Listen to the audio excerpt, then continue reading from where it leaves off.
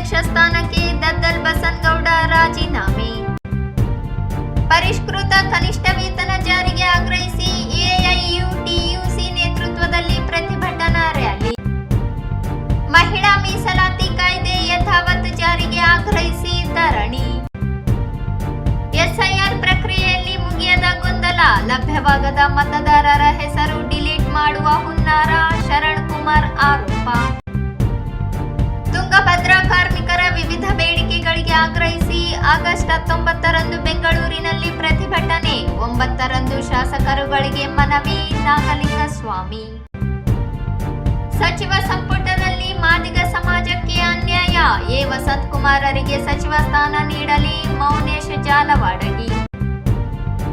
ಕನ್ನಡ ಭವನದ ಛತ್ತಿನ ಪದರ ಉದುರಿ ಬಿದ್ದು ತಪ್ಪಿದ ಅನಾಹುತ, ದುರಸ್ತಿಯಾಗದ ಭವನ.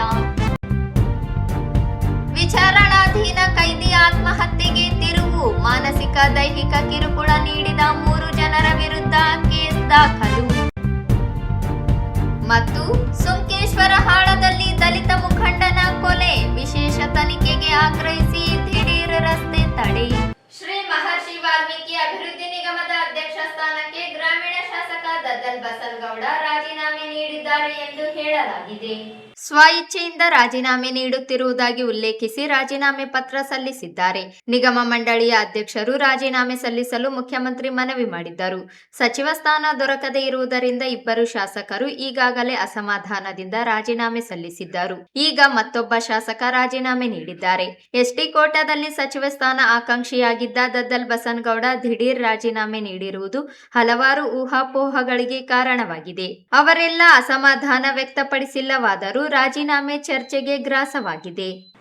ಕನಿಷ್ಠ ವೇತನವನ್ನು ರಾಜ್ಯದ ಎಲ್ಲ ಸರ್ಕಾರಿ ಹಾಗೂ ಖಾಸಗಿ ಸಂಸ್ಥೆಗಳ ಹೊರಗುತ್ತಿಗೆ ನೌಕರರಿಗೆ ಕೂಡಲೇ ಜಾರಿಗೊಳಿಸಬೇಕು ಸೇರಿದಂತೆ ವಿವಿಧ ಬೇಡಿಕೆ ಈಡೇರಿಕೆಗೆ ಆಗ್ರಹಿಸಿ ಎಐಯುಟಿಯುಸಿ ನೇತೃತ್ವದಲ್ಲಿ ಪ್ರತಿಭಟನೆ ನಡೆಸಲಾಯಿತು. 22/5/2026ರ ಕನಿಷ್ಠ ವೇತನ ಅಧಿಸೂಚನೆಯನ್ನು ಅಮಾನತಿನಲ್ಲಿ ಇಡುವ ಹಣಕಾಸು ಇಲಾಖೆಯ ಪ್ರಸ್ತಾವನೆಯನ್ನು ತಕ್ಷಣ ತಿರಸ್ಕರಿಸಬೇಕು ಎಂದು ಆಗ್ರಹಿಸಿದರು. ಅನುಷ್ಠಾನಕ್ಕೆ ಅಗತ್ಯವಿರುವ ಹೆಚ್ಚುವರಿ ಅನುದಾನವನ್ನು ಹಣಕಾಸು ಇಲಾಖೆಯಿಂದ ತಕ್ಷಣ ಬಿಡುಗಡೆ ಮಾಡಬೇಕು. ಕಾರ್ಮಿಕ ಇಲಾಖೆಗೆ ಕಟ್ಟುನಿಟ್ಟಿನ ಜಾರಿ, ವಿಶೇಷ ತಪಾಸಣೆ ಹಾಗೂ ಜಾಗೃತಿ ಅಭಿಯಾನ ಮುಂದುವರಿಸಲು ನಿರ್ದೇಶನ ನೀಡಬೇಕು ಎಂದು ಒತ್ತಾಯಿಸಿದರು. ಕನಿಷ್ಠ ವೇತನ ನೀಡದ ಗುತ್ತಿಗೆದಾರರು ಹಾಗೂ ಸಂಸ್ಥೆಗಳ ವಿರುದ್ಧ ಕಠಿಣ ಕಾನೂನು ಕ್ರಮ ಕೈಗೊಳ್ಳಬೇಕು.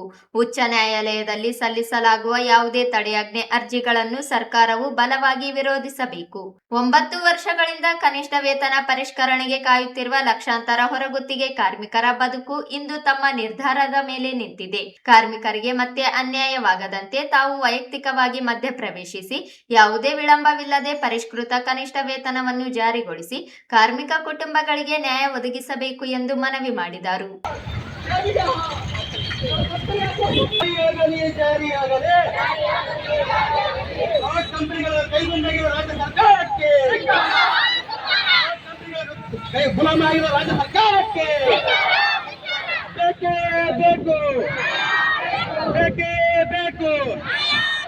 ಕನಿಷ್ಠ ವೇತನ ನಮ್ಮ ಹಕ್ಕು, ಕನಿಷ್ಠ ವೇತನ ನಮ್ಮ ಹಕ್ಕು. ಬೇಕೇ ಬೇಕು, ಬೇಕೇ ಬೇಕು. ಜಾರಿಯಾಗಲಿ ಜಾರಿಯಾಗಲಿ ಜಾರಿಯಾಗಲಿ ಜಾರಿಯಾಗಲಿ ಎಲ್ಲವರಿಗೆ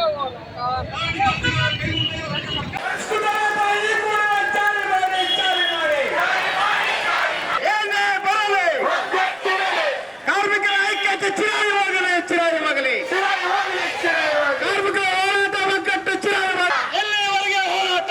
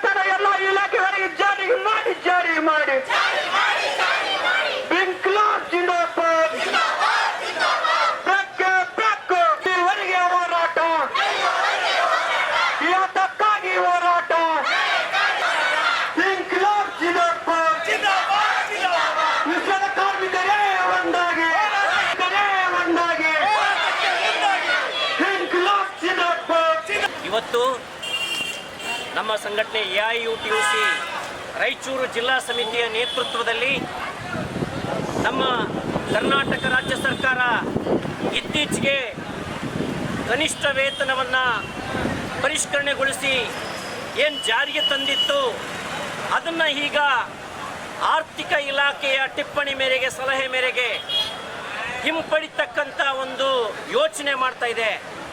ಪರಿಶೀಲನೆ ಮಾಡ್ತೀವಿ, ಅದಕ್ಕೋಸ್ಕರ ಇದನ್ನು ತಡೆ ಹಿಡಿಬೇಕು ಅಂತಕ್ಕಂಥ ತೀರ್ಮಾನವನ್ನು ಎಲ್ಲ ಇಲಾಖೆಗಳಿಗೆ ಸಂದೇಶವನ್ನು ರವಾನೆ ಮಾಡಿರೋದ್ರ ವಿರುದ್ಧ ನಾವು ಇವತ್ತು ರಾಯಚೂರಿನಲ್ಲಿ ಹಲವಾರು ಇಲಾಖೆಗಳ ಹಲವಾರು ಸ್ವಾಯತ್ತ ಸಂಸ್ಥೆಗಳಲ್ಲಿ ಅಥವಾ ಖಾಸಗಿ ಕೈಗಾರಿಕೆಗಳಲ್ಲಿ ಕೆಲಸ ಮಾಡ್ತಕ್ಕಂಥ ಕಾರ್ಮಿಕರು ಸರ್ಕಾರದ ಈ ನಡೆಯನ್ನು ವಿರೋಧಿಸಿ ಪ್ರತಿಭಟಿಸಿ ಇವತ್ತು ನಾವು ಜಿಲ್ಲಾ ಮಟ್ಟದಲ್ಲಿ ಪ್ರತಿಭಟನೆಯನ್ನು ಕೈಗೊಳ್ತಾ ಇದ್ದೀವಿ. ಇವತ್ತು ಕನಿಷ್ಠ ವೇತನ ಅಂತಕ್ಕಂಥದ್ದು ಏನು ಇತ್ತೀಚೆಗೆ ರಾಜ್ಯ ಸರ್ಕಾರ ಅಧಿಸೂಚನೆ ಹೊರಡಿಸಿತ್ತು, ಇದು ಭಿಕ್ಷೆಯಲ್ಲ. 9 ವರ್ಷಗಳ ನಂತರ ಇದು ಪರಿಷ್ಕರಣೆ ಆಗಿದೆ. ಆದರೆ ಇಲ್ಲಿ ಸರ್ಕಾರ ಮಾಲೀಕರು ಒತ್ತಡಕ್ಕೆ ಮಣಿದು ಇದನ್ನು ಹಿಂಪಡಿಬೇಕು ಅಂತೇಳಿ ಯೋಚನೆ ಮಾಡ್ತಾ ಇದೆ. ಮಾಲೀಕರು ಏನು ಹೇಳ್ತಾ ಇದ್ದಾರೆ, ಇದರಿಂದ ನಷ್ಟ ಆಗುತ್ತೆ, ಕೈಗಾರಿಕೆಗಳು ಬೇರೆ ರಾಜ್ಯಗಳಿಗೆ ವಲಸೆ ಹೋಗ್ತವೆ ಅಂತ ಹೇಳ್ತಾ ಇದ್ದಾರೆ. ಈ ಒಂದು ಮಾತು, ಈ ಒಂದು ಕಾರಣ ಏನಿದೆ ಇಲ್ಲ, ಇದರಲ್ಲಿ ಯಾವುದೇ ಅರ್ಥ ಇಲ್ಲ. ಈ ಸಂದರ್ಭದಲ್ಲಿ ಜಿಲ್ಲಾಧ್ಯಕ್ಷ ತಿರುಮಲರಾವ್, ಕಾರ್ಯದರ್ಶಿ ಮಹೇಶ್ ಚೀಕಲಪರ್ವಿ, NS ವೀರೇಶ್, ಅಣ್ಣಪ್ಪ, ಬಸವರಾಜ್, ಅಂಬಿಕಾ ಸೇರಿದಂತೆ ಅನೇಕರು ಭಾಗವಹಿಸಿದ್ದರು.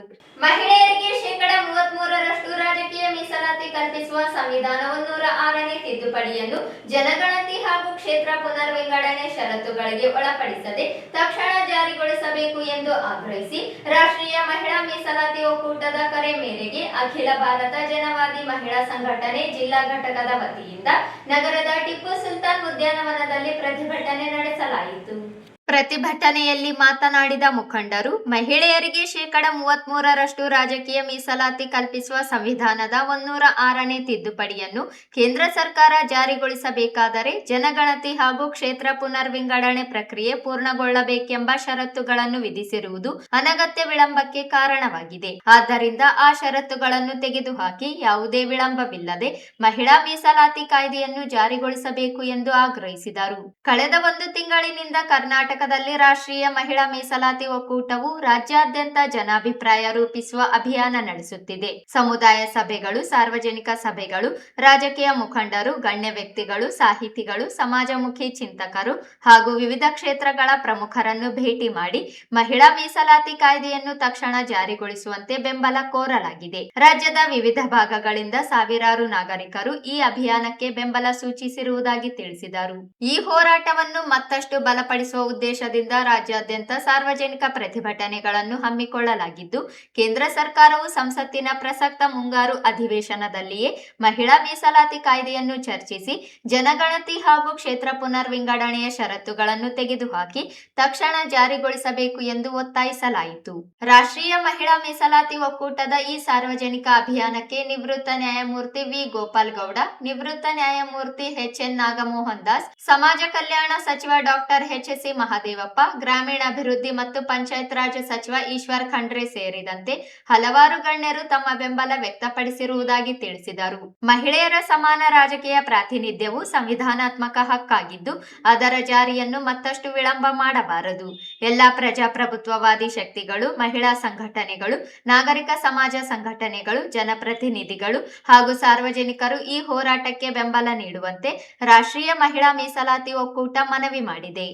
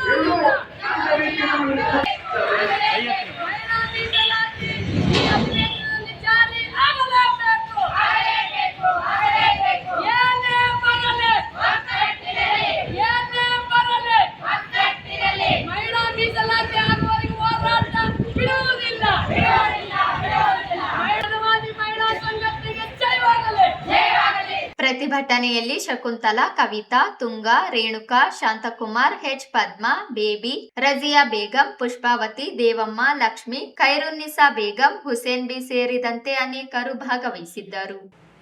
ಮತದಾರರ ಪಟ್ಟಿ ವಿಶೇಷ ಪರಿಷ್ಕರಣೆ ಪ್ರಕ್ರಿಯೆ ಅಂತಿಮ ಹಂತಕ್ಕೆ ಬಂದಿದ್ದರೂ ಗೊಂದಲಗಳು, ಆತಂಕ ದೂರವಾಗಿಲ್ಲ.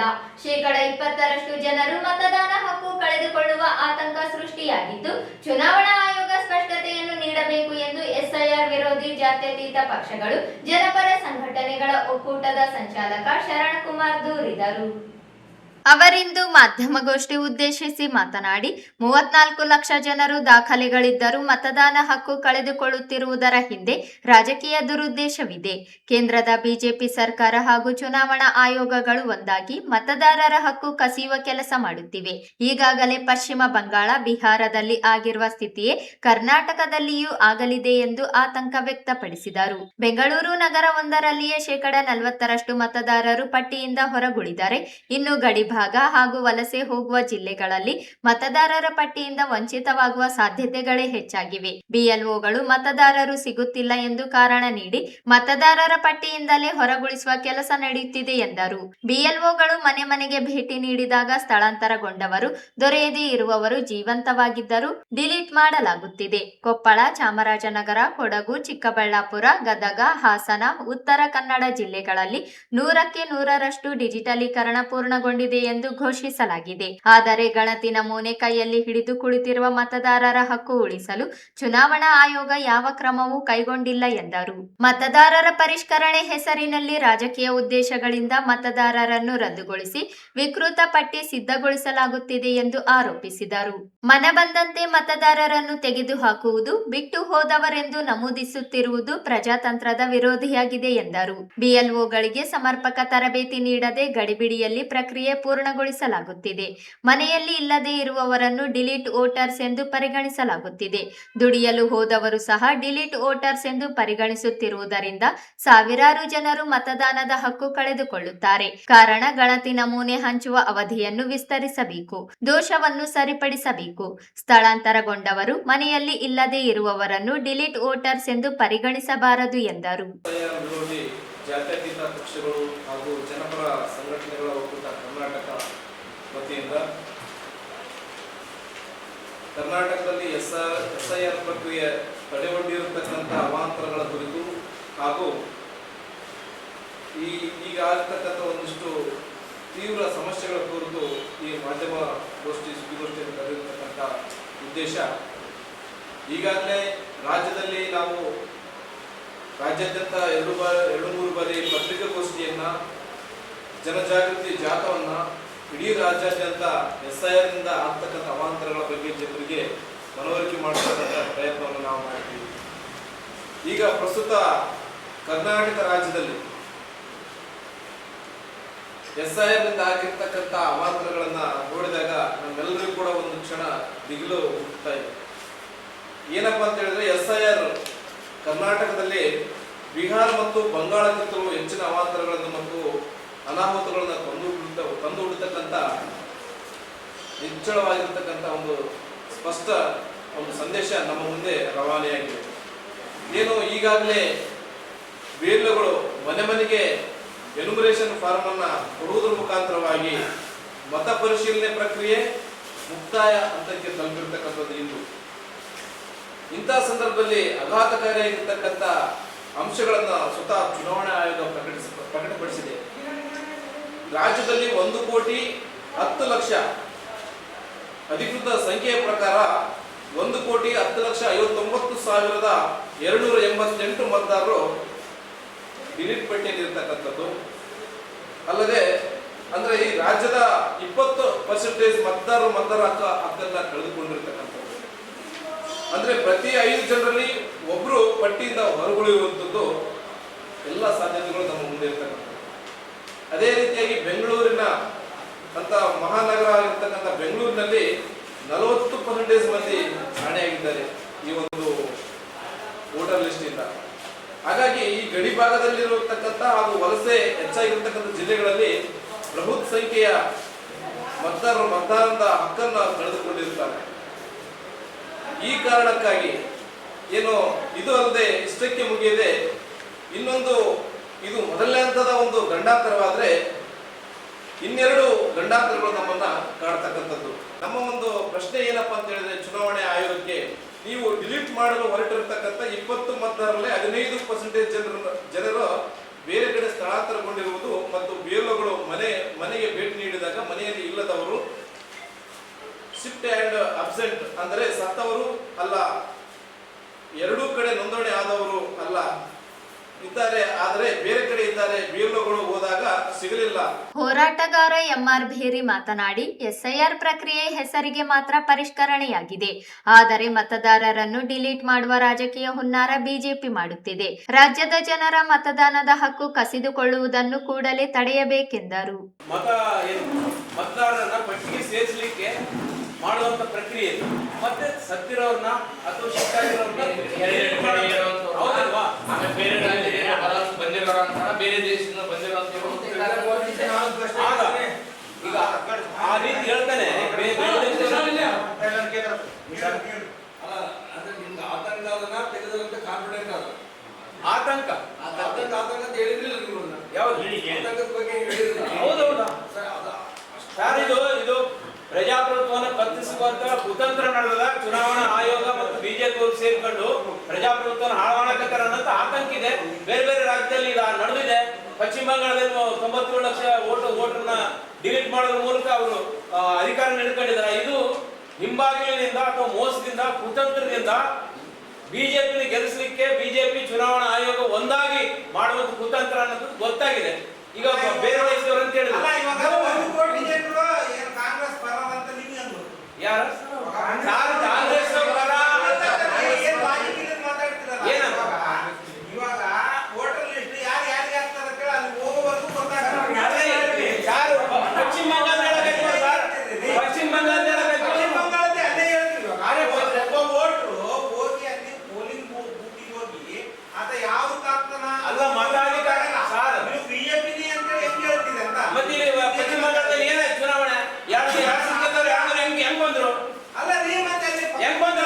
ಈ ಸಂದರ್ಭದಲ್ಲಿ ಅಸುದ್ದೀನ್ ಅಖ್ತರ್, ಮಹಮ್ಮದ್ ಏಜಾಜ್, ಮಾರೆಪ್ಪ ಹರವಿ, ಬಸವರಾಜಪ್ಪ ಗೌಡ, ಆಂಜನೇಯ ಕುರುಬದೊಡ್ಡಿ ಸೇರಿ ಅನೇಕರಿದ್ದರು. ತುಂಗಭದ್ರಾ ನೀರಾವರಿ ಕಾರ್ಮಿಕರ ಕಾಯಂಗೊಳಿಸುವುದು ಸೇರಿದಂತೆ ವಿವಿಧ ಬೇಡಿಕೆಗಳಿಗೆ ಕಾನೂನು ಹೋರಾಟ ಮುಂದುವರೆದಿರುವ ನ್ಯಾಯಾಲಯ ಅಧಿಕಾರಿಗಳ ಆದೇಶವನ್ನು ಪಾಲಿಸದೆ ಕಾರ್ಮಿಕರನ್ನು ಕೆಲಸದಿಂದ ತೆಗೆಯುವುದನ್ನು ವಿರೋಧಿಸಿ ಆಗಸ್ಟ್ 19ರಂದು ಬೆಂಗಳೂರಿನ ಫ್ರೀಡಂ ಪಾರ್ಕ್ನಲ್ಲಿ ಕಾರ್ಮಿಕರ ಬೃಹತ್ ಪ್ರತಿಭಟನೆ ನಡೆಸಲು ಎಐಸಿಸಿಟಿಯು ನೇತೃತ್ವದಲ್ಲಿ ನಡೆಯಲಿದೆ ಎಂದು ಕಾರ್ಮಿಕ ಸಂಘದ ಅಧ್ಯಕ್ಷ ನಾಗಲಿಂಗಸ್ವಾಮಿ ಹೇಳಿದರು. ಅವರಿಂದು ಮಾಧ್ಯಮಗೋಷ್ಠಿ ಉದ್ದೇಶಿಸಿ ಮಾತನಾಡಿ, ತುಂಗಭದ್ರಾ ಯೋಜನೆಯಡಿ ಕಾರ್ಯನಿರ್ವಹಿಸುತ್ತಿರುವ ಕಾರ್ಮಿಕರಿಗೆ ವೇತನದಲ್ಲಿ ಆಗುತ್ತಿರುವ ಅನ್ಯಾಯದ ವಿರುದ್ಧ ನ್ಯಾಯಾಲಯದ ಮೊರೆ ಹೋಗಲಾಗಿದೆ. 13 ಪ್ರಕರಣಗಳಲ್ಲಿ ಜಯ ದೊರಕಿದ್ದು ಅನೇಕ ಆದೇಶಗಳು ಆಗಿವೆ. ಆದರೆ ಅಧಿಕಾರಿಗಳು ನೀರಾವರಿ ನಿಗಮದ ಅಧಿಕಾರಿಗಳ ಆದೇಶ, ಕೋರ್ಟ್ಗಳ ಆದೇಶವನ್ನು ಪಾಲಿಸುತ್ತಿಲ್ಲ. ವರ್ಷ ಪೂರ್ತಿ ಕೆಲಸ ನೀಡಬೇಕೆಂಬ ಆದೇಶವಿದ್ದರೂ ಕೆಲವರನ್ನು ಕೆಲಸದಿಂದ ತೆಗೆಯಲಾಗುತ್ತಿದೆ. ಈ ಕುರಿತು ಅಧಿಕಾರಿಗಳ ಗಮನಕ್ಕೆ ತಂದರೂ ಮಾಡಿದರೂ ಪ್ರಯೋಜನವಾಗಿಲ್ಲ. ನಿಗಮದ ವ್ಯವಸ್ಥಾಪಕ ಆದೇಶಗಳು ಪಾಲಿಸುತ್ತಿಲ್ಲ. ನೀರಾವರಿ ಕಾರ್ಮಿಕರನ್ನು ಕಾಯಂಗೊಳಿಸುವುದು, ನೇರ ವೇತನ ಪಾವತಿ ಪದ್ಧತಿ ಅಳವಡಿಸುವುದು, ಬಾಕಿ ಇರುವ ಪಿಎಫ್, ಇಎಸ್ಐ ಅಕ್ರಮವಾಗಿ ಕಡಿತಗೊಳಿಸಿದ್ದನ್ನು ಪಾವತಿಸುವುದು, ಕನಿಷ್ಠ ವೇತನ ಜಾರಿಗೊಳಿಸುವುದು ಸೇರಿದಂತೆ ಉದ್ಯೋಗ ಭದ್ರತೆಗೆ ಆಗ್ರಹಿಸಿ ಬೆಂಗಳೂರಿನಲ್ಲಿ ಪ್ರತಿಭಟನೆ ನಡೆಸಲಾಗುತ್ತದೆ. ಅದಕ್ಕೂ ಪೂರ್ವದಲ್ಲಿ ಆಗಸ್ಟ್ 13ರಿಂದ ವಿಧಾನಸಭೆ ಅಧಿವೇಶನ ಪ್ರಾರಂಭವಾಗುವುದರಿಂದ ಎಲ್ಲಾ ಶಾಸಕರು, ವಿಧಾನ ಪರಿಷತ್ ಸದಸ್ಯರುಗಳು ತುಂಗಭದ್ರಾ ಕಾರ್ಮಿಕರ ಸಮಸ್ಯೆ ಸರ್ಕಾರಕ್ಕೆ ಗಮನಕ್ಕೆ ತರಲು ಆಗ್ರಹಿಸಿ ಎಲ್ಲಾ ಶಾಸಕರುಗಳಿಗೆ ಮನವಿ ನೀಡಲಾಗುತ್ತದೆ ಎಂದರು. ನಮ್ಮ ಹೋರಾಟ ಏನು ನಡೀತಾ ಇದೆ, ಕಾನೂನು ಹೋರಾಟದ ಮೂಲಕ ನಾವು ಕೆಲಸದಲ್ಲೇ ಮುಂದುವರೆದಿದ್ವಿ. ಅದರ ಭಾಗವಾಗಿ ನಾವು ಇತ್ತೀಚೆಗೆ ಹೈಕೋರ್ಟ್ನಲ್ಲಿ ವೇತನ ಪಾವತಿ ಕುರಿತಂತೆ ಪ್ರಕರಣ ದಾಖಲಿಸುವ ಮೂಲಕ ಆ ಒಂದು ಪ್ರಕರಣದಲ್ಲಿ ನಾವು ವೇತನ ಪಾವತಿ ಮಾಡಬೇಕು ಅಂತೇಳಿ ಈಗಾಗಲೇ 29ರಂದು ಆದೇಶವನ್ನು ಹೈಕೋರ್ಟ್ ನೀಡಿದೆ. 2 ತಿಂಗಳ ಒಳಗಾಗಿ ಈ ಒಂದು ಎಲ್ಲ ಕಾರ್ಮಿಕರಿಗೂ ಬಾಕಿ ವೇತನವನ್ನು ಕೊಡಬೇಕನ್ನೋದು ಈ ಒಂದು ಆದೇಶ ಆಗಿದೆ. ಇವೆಲ್ಲದರ ಭಾಗವಾಗಿ ನಾವು ಈಗಾಗಲೇ ಕಳೆದ 4-5 ವರ್ಷದಿಂದ ನಮ್ಮ ಸಂಘಟನೆ ನೇತೃತ್ವದಲ್ಲಿ ಸರ್ಕಾರದ ಮಟ್ಟದಲ್ಲಿ ಮತ್ತು ನಿಗಮದ ಮಟ್ಟದಲ್ಲಿ ಮತ್ತು ಮುಂದಾದ ವ್ಯಾಪ್ತಿಯಲ್ಲಿ ನಾವು ಸಾಕಷ್ಟು ಪತ್ರ ವ್ಯವಹಾರಗಳನ್ನು ಮಾಡಿ ಹೋರಾಟವನ್ನು ಮಾಡಿ ಈ ಒಂದು ಕಾರ್ಮಿಕರಿಗೆ ಈ ಒಂದು ಕಾಯಂ ಸ್ವರೂಪದ ಕೆಲಸ ಇದು, ಇಲ್ಲಿ ಕಾಯಂ ಕೆಲಸಗಾರರಿರಬೇಕು ಅನ್ನೋ ಒತ್ತಾಯವನ್ನು ನಾವು ಮಾಡೋದ್ರ ಮೂಲಕ ನಾವು ನಮ್ಮ ಮಂಡಿಸುವ ಮೂಲಕ ನಾವು ಸರ್ಕಾರದಿಂದ ನಾವು ನಮ್ಮ ಬೇಡಿಕೆ ಸ್ಪಷ್ಟವಾದಂಥ ನಿರ್ದೇಶನಗಳನ್ನು, ಆದೇಶಗಳನ್ನು ಮತ್ತು MD ಅವರು ಆ ಎಲ್ಲ ಆದೇಶಗಳಿಗೆ ಅವರೊಂದು ಏನಂತೀವಿ ನಾವು ಅವರ ಅನುಮೋದನೆಯನ್ನು ನೀಡೋದ್ರ ಮೂಲಕ ಕೆಲಸದಲ್ಲಿ ಯಾವುದೇ ಕಾರ್ಮಿಕರು ತೆಗಿಬಾರದು ಅಂತೇಳಿ 2 ವರ್ಷ ಹಿಂದೆನೇ ಅವರು ಅನುಮೋದನೆ ಕೊಟ್ಟಾಗಲೂ ಈ ಒಂದು ತುಂಗಭದ್ರಾ ಅಚ್ಚುಕಟ್ಟು ಪ್ರದೇಶದ ಚೀಫ್ ಇಂಜಿನಿಯರ್ ಹಿಡ್ಕೊಂಡು ಕೆಳಗಿನ ಅಧಿಕಾರಿಗಳು ಆ ಒಂದು ಆದೇಶನ, ಸರ್ಕಾರದ ಆದೇಶಗಳನ್ನು, ಸರ್ಕಾರದ ನಿರ್ದೇಶನಗಳನ್ನು ಇವತ್ತು ಅವರ ಒಂದು MD ಅವರು ಮಾಡಿರ್ತಕ್ಕಂಥ ಅನುಮೋದನೆಯನ್ನು ಇವತ್ತು ಉಲ್ಲಂಘಿಸುವ ಮೂಲಕ ಕಾರ್ಮಿಕರನ್ನ ಕೆಲಸದಲ್ಲಿ ಮುಂದುವರಿಸಕ್ಕೆ ಮುಂದಾಗದೇ ಇರುವುದನ್ನು ವಿರೋಧಿಸಿ ನಾವು ಅನಿವಾರ್ಯವಾಗಿ ಅಧಿಕಾರಿಗಳ ಈ ಒಂದು ಕಾರ್ಮಿಕ ವಿರೋಧಿ ನೀತಿಯನ್ನು ವಿರೋಧಿಸಿ ನಾವು ಕಾನೂನು ಹೋರಾಟಕ್ಕೆ ಮುಂದಾದ್ವಿ. ಆ ಕಾನೂನು ಹೋರಾಟದಲ್ಲಿ ಈಗಾಗಲೇ 13 ಪ್ರಕರಣಗಳಲ್ಲಿ ನಾವು ಗೆದ್ದಿದ್ದೀವಿ. ಈಗ ಮತ್ತೆ ನಾವು ಕಾಯಂ ಕೆಲಸಗಾರರನ್ನು ಮುಂದುವರಿಸಬೇಕನ್ನೋ ಪ್ರಕರಣ ಈಗಾಗಲೇ ಸರ್ಕಾರಕ್ಕೆ ವರದಿಯಾಗಿದೆ. ಸರ್ಕಾರದ ಮೂಲಕ ನಮಗೆ ಏನಾಗ್ತದೆ ಅನ್ನೋದು ಸರ್ಕಾರದ ಮಟ್ಟದಲ್ಲಿ ಇನ್ನೂ SR ನಂತರ ಆ ಒಂದು ವಿಷಯ ಮಾಡ್ತೀವಿ ಅಂತ ಹೇಳಿದ್ರು. ಬಹಳ ಮುಖ್ಯವಾಗಿ ನಾವು ಒತ್ತಾಯ ಮಾಡ್ತಾ ಇದ್ದೀವಿ, ಸರ್ಕಾರದ ಈಗಾಗಲೇ ತಾವೇ ಕೆಳಮಟ್ಟದಿಂದ ಅಧಿಕಾರಿಗಳು ಸರ್ಕಾರಕ್ಕೆ ವರದಿನ ಕೊಟ್ಟಿದ್ದಾರೆ. ಇವ್ರಿಗೆ 12 ತಿಂಗಳ ಕೆಲಸ ಇದೆ, ಕೆಲಸದಿಂದ ಇವ್ರು ಯಾರನ್ನು ತೆಗೆಯೋದ್ರಿಂದ ಅವ್ರ ಕುಟುಂಬಗಳಿಗೆ ಗುಳೆ ಹೋಗೋದ್ರಿಂದ ಮುಂದೆ ನೀರು ಬಂದಾಗ ಮತ್ತೆ ಅವರು ಬರದೇ ಇದ್ರೆ ನಮ್ಮ ಸಂಕಷ್ಟ ಪರಿಸ್ಥಿತಿ ಎದುರಾಗ್ತದೆ ಅಂತ ಹೇಳಿ ಸ್ಪಷ್ಟವಾದ ವರದಿಯನ್ನ 10 ಬಾರಿ ಕೊಟ್ಟಿದ್ದಾರೆ ಕೆಳಗಿನಿಂದ ಅಧಿಕಾರಿಗಳು. ಈ ಸಂದರ್ಭದಲ್ಲಿ ಸಂಘದ ಪ್ರಧಾನ ಕಾರ್ಯದರ್ಶಿ ಎಂ ಬಸವರಾಜ್, ಮುಖಂಡರುಗಳಾದ ಸಿದ್ದನಗೌಡ, ಭೀಮಯ್ಯ, ರಾಮಾರೆಡ್ಡಿ, ಜಗದೀಶ್ ಇದ್ದರು. ಸಚಿವ ಸಂಪುಟ ವಿಸ್ತರಣೆಯಲ್ಲಿ ಮಾದಿಗ ಸಮಾಜಕ್ಕೆ ಕಾಂಗ್ರೆಸ್ ಅನ್ಯಾಯ ಮಾಡಿದ್ದು, ವಿಧಾನ ಪರಿಷತ್ ಸದಸ್ಯ ಎ ವಸಂತಕುಮಾರ್ ಇವರಿಗೆ ಸಚಿವ ಸ್ಥಾನ ನೀಡಬೇಕು ಎಂದು ದಲಿತ ಸಂಘಟನೆಗಳ ಒಕ್ಕೂಟದ ಸಂಚಾಲಕ ಮೌನೇಶ್ ಜಾಲವಾಡಗಿ ಆಗ್ರಹಿಸಿದರು. ಅವರಿಂದು ಮಾಧ್ಯಮಗೋಷ್ಠಿ ಉದ್ದೇಶಿಸಿ ಮಾತನಾಡಿ, ಎಸ್ಟಿ ಸಮುದಾಯಕ್ಕೆ 3, ಮುಸ್ಲಿಂ ಸಮುದಾಯಕ್ಕೆ 3, ಬಲಗೈ ಸಮಾಜಕ್ಕೆ 3 ಸಚಿವ ಸ್ಥಾನ ನೀಡಲಾಗಿದೆ. ಆದರೆ ರಾಜ್ಯದಲ್ಲಿಯೇ ಅತಿ ಹೆಚ್ಚು ಜನಸಂಖ್ಯೆಯಲ್ಲಿರುವ ಮಾದಿಗ ಸಮಾಜಕ್ಕೆ ಕೇವಲ 2 ಸಚಿವ ಸ್ಥಾನ ನೀಡಲಾಗಿದೆ. ಕಾಂಗ್ರೆಸ್ ಪಕ್ಷ ಅಧಿಕಾರಕ್ಕೆ ಬರಲು ಮಾದಿಗ ಸಮುದಾಯ ಕೊಡುಗೆಯನ್ನು ಕಾಂಗ್ರೆಸ್ ನಾಯಕರು ಪರಿಗಣಿಸದೆ ದ್ರೋಹ ಎಸಗಿದ್ದಾರೆ. ಇನ್ನೊಂದು ಸ್ಥಾನವನ್ನು ಮಾದಿಗ ಸಮಾಜಕ್ಕೆ ನೀಡಬೇಕು ಎಂದರು. ಒಂದು ಸಚಿವ ಸಂಪುಟ ವಿಸ್ತರಣೆ ನಡೀತಾ ಇದೆ. ಈಗಾಗಲೇ ಮುಖ್ಯಮಂತ್ರಿ ಅವರು ಬದಲಾವಣೆ ಆದ ನಂತರ ಪ್ರಥಮ ಬಾರಿಗೆ 20 ಜನರ ಸಚಿವ ಸಂಪುಟದಲ್ಲಿ ವಿಸ್ತರಣೆ ಮಾಡುವಂಥ ಕಾರ್ಯಕ್ರಮ ಮೊನ್ನೆ ತಾನೇ ನಡೆದಿದೆ. ಈ ಒಂದು ಸಚಿವ ಸಂಪುಟದಲ್ಲಿ ಬಹುಮುಖ್ಯವಾಗಿ ನಮ್ಮ ರಾಜ್ಯದ ಬಹುಸಂಖ್ಯಾತ ಜನರಾಗಿರುವಂತಹ ಮಾದಿಗ ಸಮುದಾಯಕ್ಕೆ ತೀವ್ರವಾದ ಅನ್ಯಾಯವನ್ನ ಮತ್ತು ಅವರಿಗೆ ಪ್ರಮುಖವಾದ ಸ್ಥಾನಗಳು ಮತ್ತು ಹೆಚ್ಚಿನ ಸ್ಥಾನಗಳು ನೀಡಿಲ್ಲ ಅನ್ನುವಂಥ ಒಂದು ದೊಡ್ಡ ಬೇಡಿಕೆ ಇಟ್ಟುಕೊಂಡು ಅದನ್ನು ವಿರೋಧವನ್ನು ಇಟ್ಟುಕೊಂಡು ಇವತ್ತು ನಾವು ಪತ್ರಿಕಾಗೋಷ್ಠಿಯನ್ನು ಹಿರಿಯರ ಸಮ್ಮುಖದಲ್ಲಿ ಕರೆದಿದ್ದೀವಿ.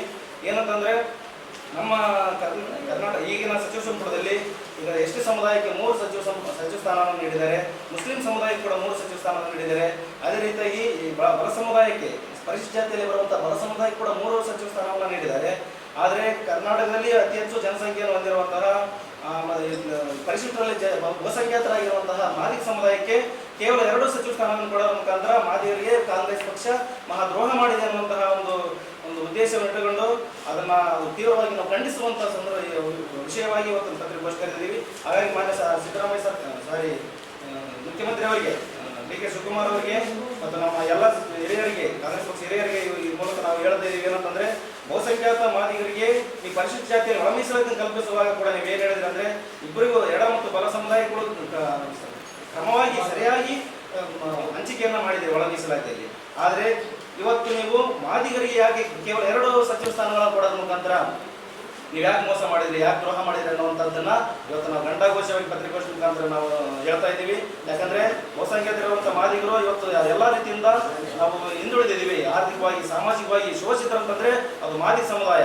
ಹಾಗಾಗಿ ಇಂಥ ಸಮುದಾಯಕ್ಕೆ ನೀವು ಅನ್ಯಾಯ ಮಾಡ್ತಾ ಇದ್ದೀರಿ. ಅವ್ರನ್ನ ಮೇಲೆತ್ತಬೇಕಾದ್ರೆ ಹೆಚ್ಚಿನ ಅಧಿಕಾರವನ್ನು ಕೊಟ್ಟು, ಮಂತ್ರಿ ಸ್ಥಾನವನ್ನು ಕೊಟ್ಟು ಅವ್ರನ್ನ ಅಭಿವೃದ್ಧಿ ಮಾಡಬೇಕಾದ್ರೆ ನೀವು ಇವತ್ತು ನಮಗೆ ಮೋಸ ಮಾಡಿದಿರಿ ಅನ್ನುವಂಥದ್ದನ್ನ ಇಟ್ಟುಕೊಂಡು ಇವತ್ತು ನೀವೇನಾದರೂ ಮುಂದಿನ ದಿನ ಮಾತ್ರ ನಮಗೆ ಏನು ಇನ್ನೂ ಒಂದು ಸೀಟ್ ಉಳಿದಿದೆ ಈಗಾಗಲೇ ಸಚಿವ ಸ್ಥಾನವನ್ನು, ಆ ಸಚಿವ ಸ್ಥಾನಕ್ಕೆ ನಮ್ಮ ರಾಯಚೂರು ಜಿಲ್ಲೆಯಲ್ಲಿ ನಮ್ಮ ವಸಂತ್ ಕುಮಾರ್ ಸರ್ ವಿಧಾನ ಪರಿಷತ್ ಸದಸ್ಯರು ಅವರಿಗೆ ಕೂಡ ಈ ಒಂದು ಸಚಿವ ಸ್ಥಾನವನ್ನು ಕೊಟ್ಟು ನಮ್ಮ ರಾಯಚೂರು ಜಿಲ್ಲೆಗೆ ಕಲ್ಯಾಣ ಕರ್ನಾಟಕ ಭಾಗದ ಅಸಮಾನತೆಯನ್ನು ಹೋಗಲಾಡಿಸಬೇಕಾದ್ರೆ ಅವರಿಗೆ ಸಚಿವ ಸ್ಥಾನವನ್ನು ಕೊಟ್ಟರೆ ಅದರ ಸಮರ್ಪಕ ಅವರ ಪರಿಗಣಿಸಬೇಕಂತ ಒಂದು ಒತ್ತಾಯವನ್ನು ಕೂಡ ಈ ಸಂದರ್ಭದಲ್ಲಿ ಮಾಡ್ತಾ ಮುಂದಿನದಾಗಿ ಇವತ್ತಿನ ಈ ಕಾರ್ಯಕ್ರಮದ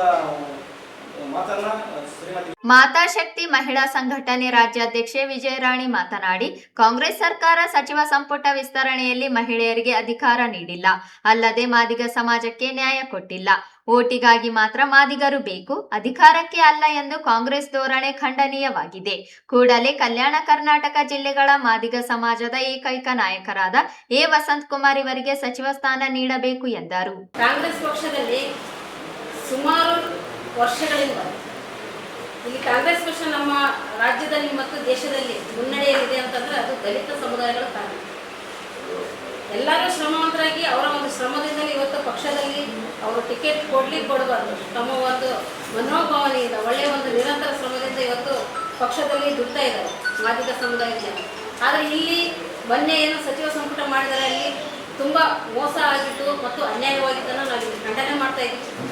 ವಿಶೇಷವಾಗಿ ಎ ವಸಂತ್ ಕುಮಾರ್ ವಿಧಾನ ಪರಿಷತ್ ಸದಸ್ಯರು ನಮ್ಮ ಸಮುದಾಯದ ಹಿರಿಯರು ಸುಮಾರು 1986ರಿಂದಲೇ ಕಾಂಗ್ರೆಸ್ ಪಕ್ಷದ ಒಂದು ಸೇರ್ಪಡೆ ಹಿಂಗಿರೋದು. ಇಲ್ಲಿಯವರೆಗೂ ಕೂಡ ಕಾಂಗ್ರೆಸ್ ಪಕ್ಷದಲ್ಲಿ ವಿಧಾನಸಭಾ ಪರಿಷತ್ ಸದಸ್ಯರಾಗಿ ಇವತ್ತು ಕೂಡ ಅವರ ಒಂದು ಶ್ರಮ ದೊಡ್ಡ ಮಟ್ಟದಾಗಿದೆ. ಬಾಗಲಕೋಟೆಯಲ್ಲಿ ಉಪಚುನಾವಣೆ ನಡೀತೈತಿ, ಅಲ್ಲೇ ಹೋಗ್ತಾರ, ಅಲ್ಲಿ ಗೆಲ್ಲಿಸ್ತಾರ. ಮೇಟಿಯವರ ಒಂದು ಚುನಾವಣೆ ಸಂದರ್ಭದಲ್ಲಿ ಅಲ್ಲಿ ಕೂಡ ಕಾಂಗ್ರೆಸ್ ಪಕ್ಷದ ಒಂದು ಗೆಲುವಿಗೆ ಅವರ ಒಂದು ಶ್ರಮ ಇಲ್ಲಿ ಕಾರಣ ಆಗ್ತೈತಿ. ಸುಮಾರು ಎಲ್ಲ ಕಡೆ ತಮಿಳುನಾಡು, ಕೇರಳ ಮತ್ತು ತೆಲಂಗಾಣ ಹೊರ ರಾಜ್ಯಗಳಲ್ಲಿ ಕೂಡ ಎ ವಸಂತ್ ಕುಮಾರ್ ಒಂದು ಶ್ರಮ ಹೈಕಮಾಂಡ್ ಕೂಡ ಗೊತ್ತಿದೆ. ನಾವಿಲ್ಲಿ ಕಾಂಗ್ರೆಸ್ ಪಕ್ಷದ ಹೈಕಮಾಂಡ್ಗೆ ಒಂದು ಒತ್ತಾಯ ಮಾಡ್ತಾ ಇದ್ದೀವಿ. ಕಲ್ಯಾಣ ಕರ್ನಾಟಕ ಭಾಗದ ಮಾದಿಗರಿಗೆ ನೀವು ಅನ್ಯಾಯ ಮಾಡಿದ್ದನ್ನ ನಾವು ಖಂಡಿಸ್ತಾ ಇದ್ದೀವಿ. ಕಲ್ಯಾಣ ಕರ್ನಾಟಕದ ಒಂದು ವಿಶೇಷವಾಗಿ ಇಲ್ಲಿ ಪ್ರತಿಯೊಂದು ನಮ್ಮ ದೇಶದಲ್ಲಿ ಮತ್ತು ರಾಜ್ಯದಲ್ಲಿ ಆಗ್ತಕ್ಕಂಥ ಅನ್ಯಾಯಗಳು, ಸಮಸ್ಯೆಗಳು ಅಥವಾ ರಾಜಕೀಯವಾಗಿರ್ತಕ್ಕಂಥ ಜ್ವಲಂತ ಸಮಸ್ಯೆಗಳು ಪ್ರತಿಯೊಂದು ಕೂಡ ಕಲ್ಯಾಣ ಕರ್ನಾಟಕ ಮಾದಿಗರು ಬೇಕು. ಮಂತ್ರಿಗಿರಿಗೆ ಮಾತ್ರ ಮಾದಿಗರು ಬೇಡ, ಪ್ರತಿಯೊಂದಕ್ಕೂ ಕಲ್ಯಾಣ ಕರ್ನಾಟಕ ಮಾದಿಗರು ಬೇಕು. ಮಂತ್ರಿಗಿರಿಗಳಿಗೆ ಮಾದಿಗರು ಬೇಡ. ಓಟಿನ ಒಂದು ಚುನಾವಣಾ ಸಂದರ್ಭದಲ್ಲಿ ಮಾದಿಗರು ನಾವು ಏನು ಬೇಕಾಬಿಟ್ಟಿ ಚಾಕರಿ ಮಾಡಬೇಕು. ನಮ್ಮ ಒಂದು ಸಮುದಾಯಕ್ಕೆ ಟಿಕೆಟ್ ಕೊಡಬೇಕಾದ್ರೆ ಅಂದ್ರೆ ನಮ್ಮ ಒಂದು ಒಗ್ಗೂಡಿಕೆ ಒಂದು ಧ್ವನಿಯನ್ನ, ಬಲವಾದ ಒಂದು ಧ್ವನಿಯನ್ನ ಇಲ್ಲಿ ಏನು ಕುಗ್ಗಿಸುವಂತ ಕೆಲಸವನ್ನ ಕಾಂಗ್ರೆಸ್ ಹೈಕಮಾಂಡ್ ಮಾಡ್ತಾ ಇದೆ. ಹೋರಾಟಗಾರ ಎಂಆರ್ ಭೇರಿ ಮಾತನಾಡಿ, ಕೈಯಲ್ಲಿ ಸಂವಿಧಾನ ಹಿಡಿದು ಮಾತನಾಡುವ ಕಾಂಗ್ರೆಸ್ ನಾಯಕರು ಶೋಷಿತ ಸಮುದಾಯಗಳಿಗೆ ನ್ಯಾಯ ಕೊಟ್ಟಿಲ್ಲ. ಮಾದಿಗ ಸಮಾಜಕ್ಕೆ ಇನ್ನೊಂದು ಸಚಿವ ಸ್ಥಾನ ನೀಡಬೇಕು. ಜಿಲ್ಲೆಯವರನ್ನೇ ಸಚಿವರನ್ನಾಗಿ ಉಸ್ತುವಾರಿ ನೀಡಬೇಕು. ಇಲ್ಲದೆ ಹೋದಲ್ಲಿ ಸ್ವತಂತ್ರ ದಿನಾಚರಣೆ ಎಂದು ಗೋಬ್ಯಾಕ್ ಚಳವಳಿ ನಡೆಸುವುದಾಗಿ ಎಚ್ಚರಿಸಿದರು. ಜಿಲ್ಲೆಯ ಸಾಹಿತ್ಯ ಮತ್ತು ಸಾಂಸ್ಕೃತಿಕ ಚಟುವಟಿಕೆಗಳ ಪ್ರಮುಖ ಕೇಂದ್ರವಾಗಿರುವ ಜಿಲ್ಲಾ ಕನ್ನಡ ಭವನದ ಮುಖ್ಯ ಸಭಾಂಗಣದ ಮೇಲ್ಛಾವಣಿಯ ಸಿಮೆಂಟ್ ಪದರ ಮತ್ತಷ್ಟು ಉದುರಿದ್ದು ಭವನದ ಸುರಕ್ಷತೆ ಕುರಿತು ಸಾಹಿತ್ಯಾಸಕ್ತರು ಹಾಗೂ ಕನ್ನಡ ಸಾಹಿತ್ಯ ಪರಿಷತ್ತಿನ ಪದಾಧಿಕಾರಿಗಳ ಆತಂಕ ಹೆಚ್ಚಿಸಿದೆ. ಈ ಹಿಂದೆ ಭವನದ ಮೇಲ್ಮಹಡಿ ಕಾಮಗಾರಿ ಪೂರ್ಣಗೊಳ್ಳದೆ ಮಳೆ ನೀರು ಸೋರಿಕೆಯಾಗುತ್ತಿದ್ದ ಕಾರಣ ಕೆಳಮಹಡಿಯ ಸಭಾಂಗಣದ ಮೇಲ್ಛಾವಣಿ ಹಾನಿಗೊಳಗಾಗಿತ್ತು. ಈ ಕುರಿತು ಪತ್ರಿಕೆಯಲ್ಲಿ ಸುದ್ದಿಯು ಪ್ರಕಟವಾಗಿತ್ತು. ಇದೀಗ ಕಳೆದ ಕೆಲ ದಿನಗಳಿಂದ ಸಿಮೆಂಟ್ ಪದರ ಇನ್ನಷ್ಟು ಉದುರಿದ್ದು ಕೆಲವು ಕಡೆ ಕಬ್ಬಿಣದ ರಾಡ್ಗಳು ಸ್ಪಷ್ಟವಾಗಿ ಗೋಚರಿಸುತ್ತಿವೆ. ಇದರಿಂದ ಸಭಾಂಗಣದಲ್ಲಿ ಕಾರ್ಯಕ್ರಮ ಆಯೋಜಿಸುವುದು ಅಪಾಯಕಾರಿಯಾಗುವ ಸಾಧ್ಯತೆ ಇದೆ. ಜಿಲ್ಲೆಯ ಪ್ರಮುಖ ಸಾಹಿತ್ಯಿಕ, ಸಾಂಸ್ಕೃತಿಕ ಹಾಗೂ ಸಾರ್ವಜನಿಕ ಕಾರ್ಯಕ್ರಮಗಳು ಇದೇ ಸಭಾಂಗಣದಲ್ಲಿ ನಡೆಯುತ್ತಿವೆ. ಆದರೆ ಮೇಲ್ಛಾವಣಿಯ ಹಾನಿ ದಿನದಿಂದ ದಿನಕ್ಕೆ ಹೆಚ್ಚುತ್ತಿರುವ ಹಿನ್ನೆಲೆಯಲ್ಲಿ ಕಾರ್ಯಕ್ರಮಗಳಿಗೆ ಆಗಮಿಸುವ ಸಾರ್ವಜನಿಕರ ಸುರಕ್ಷತೆ ಕುರಿತು ಪ್ರಶ್ನೆಗಳು ಉದ್ಭವಿಸಿವೆ. ಯಾವುದೇ ಅನಾಹುತ ಸಂಭವಿಸುವ ಮುನ್ನವೇ ಸಂಬಂಧಪಟ್ಟ ಇಲಾಖೆ ಅಗತ್ಯ ಕ್ರಮ ಕೈಗೊಳ್ಳಬೇಕು ಎಂದು ಸಾಹಿತ್ಯಾಸಕ್ತರು ಒತ್ತಾಯಿಸಿದ್ದಾರೆ. ಕನ್ನಡ ಭವನದ ಮೇಲ್ಮಹಡಿ ಅಭಿವೃದ್ಧಿ ಶಾಸಕ ಡಾಕ್ಟರ್ ಶಿವರಾಜ್ ಪಾಟೀಲ್ ಅವರ ಕ್ಷೇಮಾಭಿವೃದ್ಧಿ ನಿಧಿಯಿಂದ 30 ಲಕ್ಷ ರೂಪಾಯಿ ಹಾಗೂ ಸಂಸದ ರಾಜಾಮರೇಶ್ವರ ನಾಯಕ್ ಅವರ ನಿಧಿಯಿಂದ 10 ಲಕ್ಷ ರೂಪಾಯಿ ಸೇರಿ ಸುಮಾರು 40 ಲಕ್ಷ ರೂಪಾಯಿ ಅನುದಾನ ಮಂಜೂರಾಗಿತ್ತು. ಆದರೆ ಕಾಮಗಾರಿ ಇನ್ನೂ ಪೂರ್ಣಗೊಂಡಿಲ್ಲ. ಈ ವಿಳಂಬದಿಂದ ಭವನದ ಮೂಲಸೌಕರ್ಯ ಮತ್ತಷ್ಟು ಹಾನಿಗೊಳಗಾಗುತ್ತಿದೆ. ಲೋಕೋಪಯೋಗಿ ಇಲಾಖೆ ಈ ಹಿಂದೆ ಗುತ್ತಿಗೆದಾರರಿಗೆ ನೋಟಿಸ್ ನೀಡಿದ್ದರೂ ಕಾಮಗಾರಿ ನಿರೀಕ್ಷಿತ ವೇಗದಲ್ಲಿ ಮುಂದುವರೆದಿಲ್ಲ. ಈಗ ಮೇಲ್ಛಾವಣಿಯ ಹಾನಿ ಮತ್ತಷ್ಟು ಹೆಚ್ಚಿರುವ ಹಿನ್ನೆಲೆಯಲ್ಲಿ ಇಲಾಖೆಯ ನಿರ್ಲಕ್ಷ್ಯದ ವಿರುದ್ಧ ಅಸಮಾಧಾನ ವ್ಯಕ್ತವಾಗುತ್ತಿದೆ. ಸಾಹಿತ್ಯಾಸಕ್ತರು ಹಾಗೂ ಕನ್ನಡ ಸಾಹಿತ್ಯ ಪರಿಷತ್ತಿನ ಪದಾಧಿಕಾರಿಗಳು ಕೂಡಲೇ ಮೇಲ್ಮಹಡಿ ಕಾಮಗಾರಿ ಪೂರ್ಣಗೊಳಿಸುವುದರ ಜೊತೆಗೆ ಹಾನಿಗೊಳಗಾದ ಮುಖ್ಯ ಸಭಾಂಗಣವನ್ನು ತುರ್ತಾಗಿ ದುರಸ್ತಿ ಮಾಡಬೇಕು ಎಂದು ಆಗ್ರಹಿಸಿದ್ದಾರೆ. ಇಲ್ಲದಿದ್ದರೆ ಹೋರಾಟದ ರೂಪರೇಷೆ ಸಿದ್ಧಪಡಿಸುವ ಎಚ್ಚರಿಕೆಯನ್ನು ನೀಡಿದ್ದಾರೆ. ಲಿಂಗಸುಗೂರು ಪ್ರಕರಣದ ಕೊಲೆ ಘಟನೆಯಲ್ಲಿ ಆರೋಪಿಯಾಗಿದ್ದ ವಿಚಾರಣಾಧೀನ ಕೈದಿ ಆತ್ಮಹತ್ಯೆ ಮಾಡಿಕೊಳ್ಳಲು ಅನಾರೋಗ್ಯ ಕಾರಣವಲ್ಲ, ಬದಲಾಗಿ ಸಹ ಕೈದಿಗಳ ದೈಹಿಕ ಮಾನಸಿಕ ಕಿರುಕುಳ ಕಾರಣವಾಗಿದೆ ಎಂದು ಮೃತ ಕೈದಿ ಪವನ್ ಕುಮಾರ್ ಡೆತ್ ನೋಟ್ ಆಧಾರದ ಮೇಲೆ 3 ಜನರ ವಿರುದ್ಧ ಪ್ರಕರಣ ದಾಖಲಾಗಿದೆ. ಅನಾರೋಗ್ಯದಿಂದ ಬಳಲುತ್ತಿದ್ದ ವಿಚಾರಣಾಧೀನ ಕೈದಿ ಪವನ್ ಕುಮಾರ್ ಹುಬ್ಬಳ್ಳಿ ಎಂಬಾತನನ್ನು ಚಿಕಿತ್ಸೆಗಾಗಿ ರಿಮ್ಸ್ ಖೈದಿ ವಾರ್ಡ್ನಲ್ಲಿ ಜುಲೈ 28ರಂದು ದಾಖಲಿಸಲಾಗಿತ್ತು.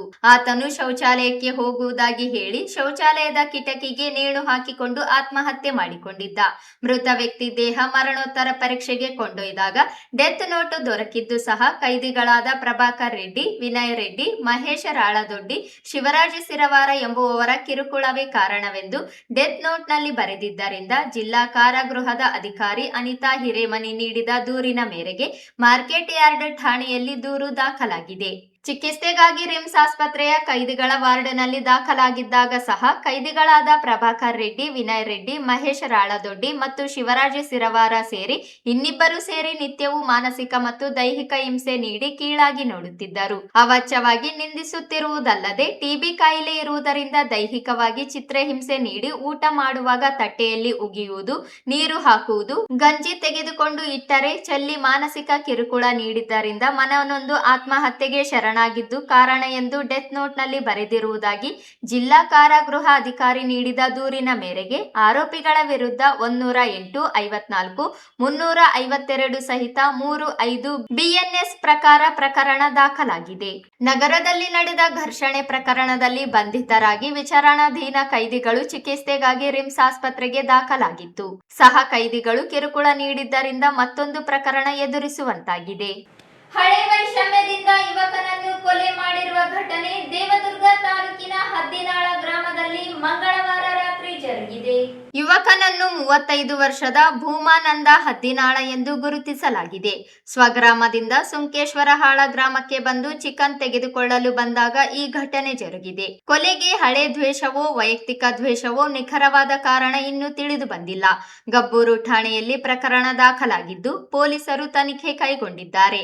ಹದ್ದಿನಾಳ ಗ್ರಾಮದ ದಲಿತ ಯುವಕ ಭೂಮಾನಂದ ಕೊಲೆ ಪ್ರಕರಣದ ತನಿಖೆ ಕೈಗೊಂಡು ಆರೋಪಿಗಳನ್ನು ಕೂಡಲೇ ಬಂಧಿಸಿ ಕಠಿಣ ಶಿಕ್ಷೆಗೆ ಒಳಪಡಿಸಬೇಕು ಎಂದು ದಲಿತ ಸಂಘಟನೆಗಳು ಸುಂಕೇಶ್ವರಹಾಳ ಗ್ರಾಮದಲ್ಲಿ ಬುಧವಾರ ದಿಢೀರ್ ರಸ್ತೆ ತಡೆ ಮಾಡಿ ಪ್ರತಿಭಟಿಸಿದರು. ಕೊಲೆಯ ಹಿಂದೆ ಷಡ್ಯಂತ್ರ ಅಡಗಿದ್ದು, ಪ್ರಕರಣವನ್ನು ವಿಶೇಷ ತನಿಖೆಗೆ ಒಳಪಡಿಸಬೇಕು. ಮೃತ ಯುವಕನ ಕುಟುಂಬಕ್ಕೆ ಸೂಕ್ತ ಭದ್ರತೆ ಮತ್ತು ಪರಿಹಾರ ಘೋಷಿಸಬೇಕು ಎಂದು ಪ್ರತಿಭಟನಾಕಾರರು ಒತ್ತಾಯಿಸಿದರು. ಈ ಸಂದರ್ಭದಲ್ಲಿ ವಿವಿಧ ಸಂಘಟನೆಗಳ ಮುಖಂಡರಾದ ಹನುಮಂತಪ್ಪ ಕಾಕರಗಲ್, ಹನುಮಂತಪ್ಪ ಮನ್ನಾಪುರಿ, ಪ್ರಭುರಾಜ್ ಕೋಡ್ಲಿ, ಶಿವರಾಜ ಜಾನೇಕಲ್, ಶಿವಪ್ಪ ಪಲಕನಮರಡಿ, ಬೂದೆಪ್ಪ ಕ್ಯಾದಗಿ, ಯಲ್ಲಪ್ಪ ಆಲ್ದರ್ತಿ ಹಾಗೂ ಇತರರು ಪಾಲ್ಗೊಂಡಿದ್ದರು. ಕೊನೆಯಲ್ಲಿ ಮತ್ತೊಮ್ಮೆ ಹೆಡ್ಲೈನ್ಸ್.